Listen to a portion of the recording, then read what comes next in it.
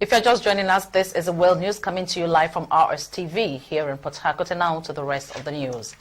The presidency has said Nigeria would not pursue a retaliatory line of action against Ghana over the demolition of the Nigerian High Commission building in Accra. This position was disclosed by the Senior Special Assistant to the President on Media and Publicity, Malam Garba Shehu, at the State House, adding that the decision was as a result of the apology tendered by the Ghanaian President Nana Akufo-Addo over the incident. The President of Ghana had called and regretted the action and apologized to the President of Nigeria over the matter, as these are two leading countries in West Africa. The presidential spokesperson said diplomacy will be used in resolving the matter. Director General of the Bureau of Public Enterprises, Alex Oko, has clarified that the ongoing reform of the Nigerian Postal Service is not privatization of the entity, but to unbundle it into 3 viable subsidiary companies which will operate on the principle of commercial viability, while the core postal service function will remain with the parent company.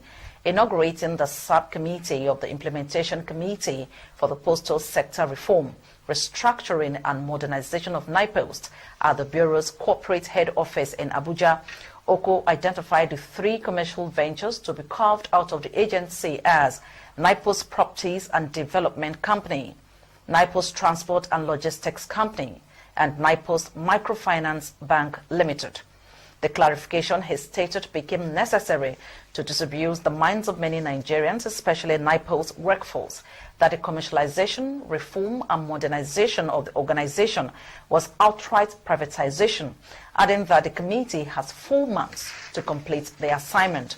Oko said that in line with the reform process, the Bureau had completed the registration of NIPOST Properties and Development Company and NIPOST Transport and Logistics Company at the Corporate Affairs Commission, while the process for registration at CAC and also that of obtaining regulatory approvals from the Central Bank of Nigeria for NIPOST Microfinance Bank had also commenced.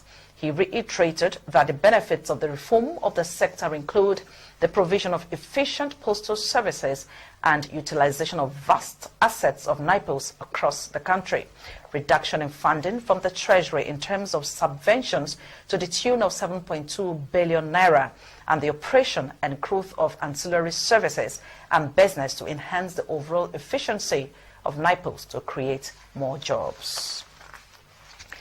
And on the foreign scene comes the report that Zambia's Health Minister Chitalu Chilufya has been arrested on allegations of corruption. The 47-year-old doctor and politician was detained and then freed on bail by the police following an investigation by the country's Anti-Corruption Commission. ACC spokesperson Jonathan Sayam said Ms. Dr. Chitalu Chilufya has been charged with 4 counts of being in possession of property reasonably suspected to be proceeds of crime. The minister, who has not commented on the allegations, is expected to appear in court in the capital, Lusaka, Thursday, July 9.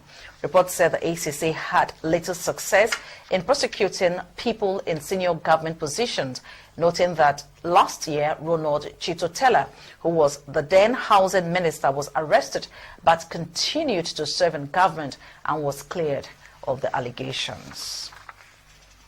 Meanwhile, Kosovo President Hashim Thaci has been charged with war crimes by the Special Prosecutor's Office in The Hague. A press release states Mr. Thaci and 9 others are criminally responsible for nearly 100 murders, as well as torture and enforced disappearances.